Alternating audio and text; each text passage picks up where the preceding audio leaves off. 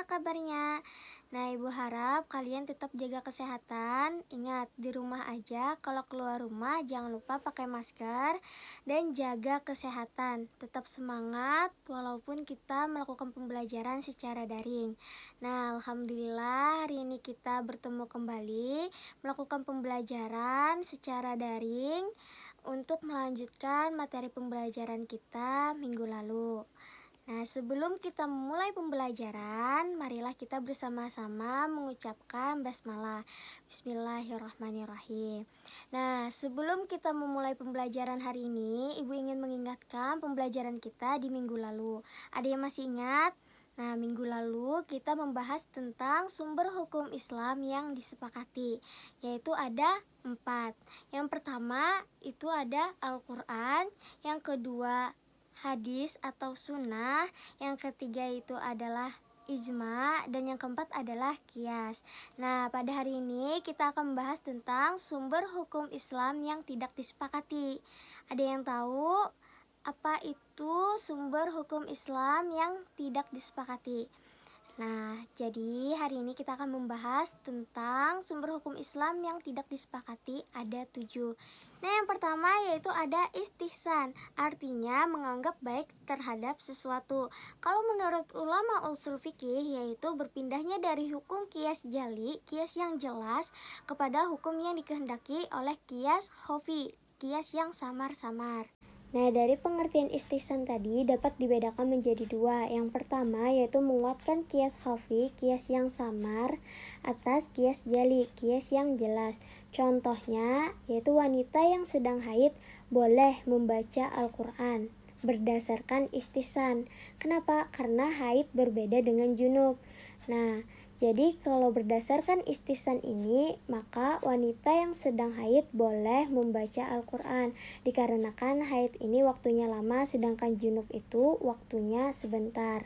Sedangkan berdasarkan kias, hukum wanita membaca Al-Quran itu adalah haram apabila dalam keadaan haid. Nah, alasannya karena wanita haid itu dikiaskan kepada junub dengan sebab yang sama, yaitu sama-sama tidak suci.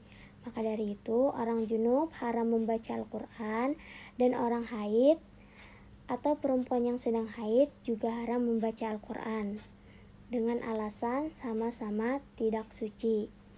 Nah, yang kedua yaitu ketentuan hukum kuli atau hukum yang umum kepada ketentuan hukum juz'i, yaitu khusus. Nah, apa contohnya? Yaitu kebolehan dokter melihat aurat wanita dalam proses pengobatan. Contoh nih, kan secara umum seseorang itu dilarang melihat aurat orang lain, tapi dalam keadaan tertentu seseorang harus membuka bajunya untuk didiagnosa penyakitnya. Nah, maka dari itu, untuk kemaslahatan orang lain, menurut kaidah istihsan, seorang dokter dibolehkan melihat aurat wanita yang berobat kepadanya. Nah, selanjutnya yaitu dasar hukum istihsan. Para ulama yang memakai istihsan mengambil dalil dari Al-Quran dan Sunnah yang menyebutkan kata istihsan dalam pengertian denotatif, lafal yang seakar dengan istihsan, seperti firman Allah dalam Al-Quran surah Az-Zumar ayat 18 yang artinya, yang mendengarkan perkataan lalu mengikuti apa yang paling baik diantaranya, mereka itulah orang-orang yang telah diberi Allah petunjuk, dan mereka itulah orang-orang yang mempunyai akal. Nah, ayat ini menurut mereka menegaskan bahwa pujian Allah bagi hambanya yang memilih dan mengikuti perkataan yang terbaik, dan pujian tentu tidak ditunjukkan kecuali untuk sesuatu yang diisyaratkan oleh Allah Subhanahu wa Ta'ala, seperti dalam surah Az-Zumar ayat ke-55 yang artinya, dan ikutilah sebaik-baik apa yang telah diturunkan kepadamu dari Tuhanmu sebelum datang azab kepadamu dengan tiba-tiba, sedang kamu tidak menyadarinya. Nah, menurut mereka dalam ayat ini Allah memerintahkan kita untuk mengikuti yang terbaik, dan perintah menunjukkan bahwa ia adalah wajib, dan di sini tidak ada hal lain yang memalingkan perintah ini dari hukum wajib. Maka ini menunjukkan bahwa istihsan adalah hujjah. Nah, ulama yang menerima dan menolak istihsan sebagai sumber hukum yaitu ada dua. Yang pertama, Jumhur Malikiyah dan Hanabilah.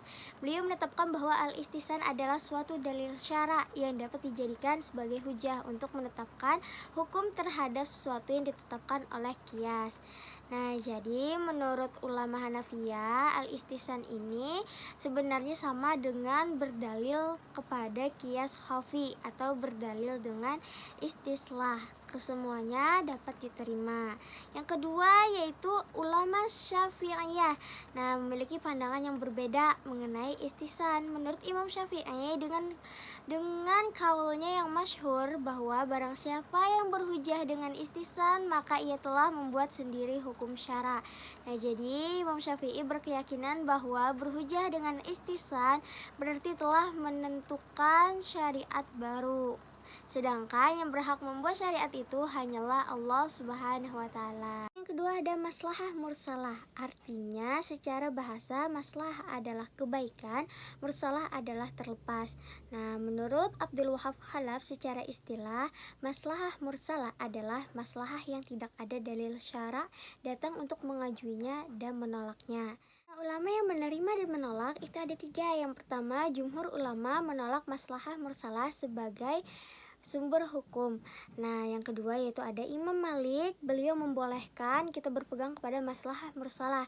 Dan yang ketiga, menurut Ibnu Burhan, ini adalah pendapat Imam Syafi'i, yaitu apabila maslahah mursalah sesuai dengan dalil kuli dari syara, maka boleh berpegang kepadanya. Syarat dari maslahah mursalah ini ada tiga. Yang pertama, maslahah itu harus jelas dan pasti, yang benar-benar membawa manfaat untuk semua orang, bukan hanya berdasarkan pemikiran atau anggapan. Dan yang kedua yaitu maslahah itu bersifat umum, penetapan hukumnya itu harus memberikan manfaat untuk semua orang, bukan kepentingan pribadi. Dan yang ketiga yaitu hukum yang ditetapkan maslahah ini tidak bertentangan dengan hukum atau prinsip yang telah ditetapkan oleh nas dan ijma. Nah, selanjutnya yaitu istishab, artinya selalu menemani atau selalu menyertai. Nah, sedangkan menurut istilah istishab ini artinya menjadikan hukum yang telah tetap pada masa lampau terus berlaku sampai sekarang karena tidak diketahui adanya dalil yang merubahnya. Nah, ulama yang menerima dan menolak istishab ini sebagai sumber hukum ada tiga. Yang pertama, ulama Malikiyah, Syafi'iyah, Hanabilah, Jahiriyah, dan Syiah, bahwa istishab bisa menjadi hujjah serta mutlak untuk menetapkan hukum yang sudah ada selama belum ada dalil yang merubahnya. Terus yang kedua, ulama Hanafiyah, istishab itu dapat menjadi hujjah untuk menetapkan berlakunya hukum yang telah ada dan menolak akibat-akibat hukum yang timbul dari ketetapan yang berlawanan dengan ketetapan yang sudah ada, bukan sebagai hujah untuk menetapkan perkara yang belum tetap hukumnya. Yang ketiga yaitu ulama mutakallimin, ahli kalam, berpendapat bahwa istishab tidak bisa dijadikan dalil karena hukum yang ditetapkan pada masa lampau menghendaki adanya dalil. Yang selanjutnya yaitu macam-macam istishab ada 4. Yang pertama yaitu istishab al-adam, artinya tidak adanya suatu hukum yang ditiadakan oleh akal berdasarkan asalnya dan tidak pula ditetapkan oleh syara. Nah, contohnya yaitu salat yang keenam itu tidak ada. Kita cuma diwajibkan salat 5 waktu dalam sehari semalam.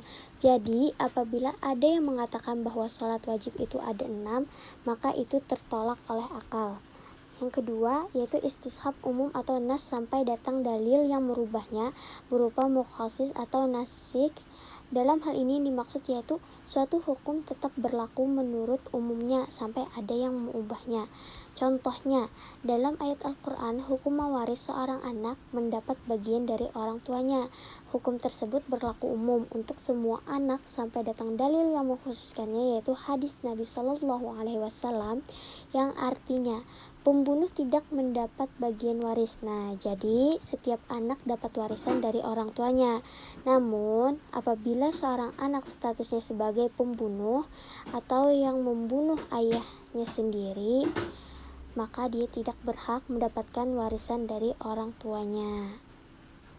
Yang ketiga yaitu istishab hukum yang ditunjukkan oleh syara, tetapnya dan kekalnya karena ada sebabnya. Contohnya, yaitu seorang wanita menjadi halal bagi seorang laki-laki sebab adanya akad nikah yang sah, dan hukum halal terus berlaku selama tidak ada hukum yang merubahnya, misalnya terjadinya talak atau fasaq dan sebagainya. Terus yang terakhir yaitu istishab keadaan ijma atas sesuatu hukum untuk terus berlaku pada tempat yang diperselisihkan. Contohnya, sebagian ulama mengatakan bahwa orang sholat dengan tayamum, kemudian saat sedang sholat tiba-tiba dijumpai air, maka sholatnya batal. Nah, berdalilkan istishab terhadap sahnya sholat dengan tayamum sebelum melihat air, hukum tersebut terus berlaku sampai ada dalil bahwa melihat air membatalkan sholat. Sedangkan masalah ini diperselisihkan di antara ulama. Menurut sebagian ulama, istishab seperti ini tidak dapat dijadikan hujjah dalam penetapan suatu hukum. Dzari'ah yang artinya sat itu jalan, zari'ah artinya penutup.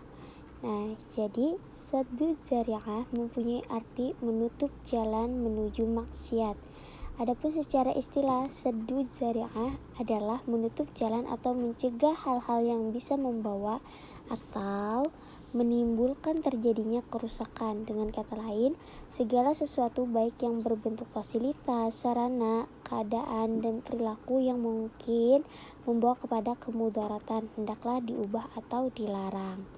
Nah, ulama yang menerima dan menolak saddu zari'ah sebagai sumber hukum, yang pertama menurut Imam Malik, saddu zari'ah dapat menjadi sumber hukum. Artinya perkara yang mubah itu dapat dilarang kalau pada pembolehannya itu membuka jalan untuk mendorong kepada maksiat. Nah, yang kedua yaitu menurut Imam Abu Hanifah dan Imam Syafi'i, saddu zari'ah tidak dapat dijadikan sumber hukum karena sesuatu yang menurut hukum asalnya mubah tetap diperlakukan mubah hukumnya. Jadi kalaunya sudah mubah, tetap mubah, tidak diganti dengan hukum yang lain. Itu menurut Imam Abu Hanifah dan Imam Syafi'i. Selanjutnya yaitu adalah uruf. Uruf merupakan adat kebiasaan yang dilakukan oleh orang di masa lalu, entah itu dari segi perbuatan maupun dari ucapan. Macam-macam uruf. Dalam praktiknya, ulama usul membagi uruf menjadi dua macam, yaitu dilihat dari segi sifatnya. Maka uruf itu dibedakan menjadi dua. Yang pertama, uruf amali, yaitu uruf yang didasarkan kepada praktik atau perbuatan yang berlaku dalam masyarakat secara terus-menerus. Contohnya, berbagai transaksi yang dilakukan oleh masyarakat dengan cara tertentu. Yang kedua, uruf kauli, yaitu kebiasaan masyarakat dalam menggunakan lafal atau ungkapan dan ucapan tertentu. Contohnya, kata atau ungkapan al-walid untuk menyatakan anak laki-laki. Nah, yang kedua dilihat dari segi wujudnya. Yang pertama tadi dilihat dari segi sifatnya. Maka uruf dapat dibedakan menjadi dua macam. Ini yang dilihat dari segi wujudnya. Yang pertama, uruf sahih, baik, yang telah diterima oleh masyarakat secara luas, dibenarkan oleh pertimbangan akal sehat, membawa kebaikan dan kemaslahatan, menolak kerusakan, dan tidak menyalahi ketentuan nas Al-Quran dan Sunnah. Sebagai contoh, ada tradisi di masyarakat bahwa dalam masa pertunangan calon mempelai laki-laki memberi hadiah kepada pihak perempuan, dan hadiah ini bukan merupakan bagian dari mas kawin. Nah, ujar orang Banjar itu jujurannya. Yang kedua yaitu uruf fasid, yaitu adat istiadat yang tidak baik, yang bertentangan dengan nas Al-Quran dan As-Sunnah, serta kaidah-kaidah agama. Hujjahan uruf, yang pertama ulama usul sepakat bahwa uruf yang sahih dapat dijadikan hujjah dan sarana dalam menetapkan hukum syara. Dan yang kedua, uruf fasid tidak dapat dijadikan sebagai hujjah. Pengertian syara'u man qablana menurut bahasa berasal dari kata syara'u atau syir'ah yang artinya sebuah aliran air atau sebuah agama atau hukum syariat. Nah, sedangkan qoblana artinya sebelum Islam. Jadi, menurut istilah syar'u man qablana adalah syariat yang diturunkan Allah kepada umat sebelum umat Nabi Muhammad SAW, yaitu ajaran agama sebelum datangnya ajaran agama Islam yang melalui perantara Nabi Muhammad SAW, seperti ajaran agama Nabi Musa, Nabi Isa, Nabi Ibrahim, dan lain-lain. Macam-macam syar'u man qablana ada 3. Yang pertama, tidak termasuk syariat kita menurut kesepakatan semua ulama. Contohnya, pada syariat Nabi Musa alaihissalam, pakaian yang terkena najis tidak suci, kecuali dipotong apa yang terkena najis itu. Yang kedua yaitu termasuk syariat kita atas kesepakatan para ulama. Contoh yaitu perintah menjalankan puasa. Yang ketiga yaitu tidak ada penegasan dari syariat kita apakah dinasak atau dianggap sebagai syariat kita. Bahasan kita yang terakhir yaitu mazhab sahabi, artinya ialah pendapat sahabat Rasulullah tentang suatu kasus di mana hukumnya itu tidak dijelaskan secara tegas di dalam Al-Quran dan Sunnah. Macam-macam mazhab sahabi. Yang pertama, perkataan sahabat terhadap hal-hal yang tidak termasuk objek ijtihad. Nah, dalam hal ini para ulama semuanya sepakat bahwa perkataan sahabat bisa dijadikan sebagai hujjah karena kemungkinan simak dari Nabi Shallallahu Alaihi Wasallam sangat besar sehingga perkataan sahabat dalam hal ini bisa termasuk dalam kategori al-sunnah. Meskipun perkataan ini adalah hadis mauquf. Nah, jadi contohnya itu perkataan Ali bahwa jumlah mahar yang terkecil adalah 10 dirham. Yang kedua yaitu perkataan sahabat yang disepakati oleh sahabat yang lain. Dalam hal ini perkataan sahabat adalah hujjah karena masuk dalam kategori ijma. Yang ketiga yaitu perkataan sahabat yang tersebar di antara para sahabat yang lainnya dan tidak diketahui ada sahabat yang mengingkarinya atau menolaknya. Nah, dalam hal ini pun bisa dijadikan sebagai hujjah karena ini merupakan ijma' sukuti bagi mereka yang berpendapat bahwa ijma' sukuti bisa dijadikan sebagai hujjah. Kesimpulan pembelajaran kita pada hari ini adalah sumber hukum Islam yang disepakati itu ada 4. Yang pertama Al-Quran, yang kedua hadis, yang ketiga ijma', dan yang keempat adalah qiyas. Sedangkan sumber hukum Islam yang tidak disepakati ada 7. Yang pertama tadi istihsan, yang kedua adalah maslahah mursalah, yang ketiga adalah istishab, yang keempat adalah saddu zari'ah, yang kelima adalah uruf, yang keenam adalah syar'u man qablana, dan yang ketujuh adalah mazhab sahabi. Tugas buat kalian, silahkan cari masing-masing satu contoh dari sumber hukum Islam yang tidak disepakati. Nah, mungkin sekian pembelajaran kita pada hari ini. Marilah kita bersama-sama mengucapkan Alhamdulillah. Alhamdulillahirrabbilalamin. Sekian dari Ibu, mohon maaf apabila ada kesalahan kata. Wassalamualaikum warahmatullahi wabarakatuh.